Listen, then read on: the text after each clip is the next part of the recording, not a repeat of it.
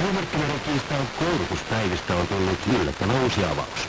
Elinkeinoelämän keskusliiton vahva jäsen Teknologiateollisuus on valmis sopimaan työntekijäjärjestöjen kanssa pitkään jatkuneesta koulutuspäiväkiistasta.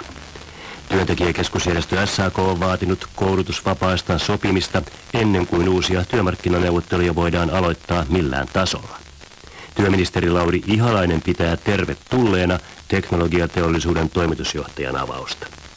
Tämmöiset avaukset on minusta tärkeitä ja viesti siitä, että jotta päästään puhumaan uusista ratkaisusta, niin pitäisi koittaa sopia ne, jotka on jäänyt auki. Ja tästä nyt varmaan sitten seuraa, että mulla on ollut aikaisemmin jo tarkoitus tässä joulukuun alkupuolella kutsua nämä osapuolet keskustelemaan, miten tästä mennessä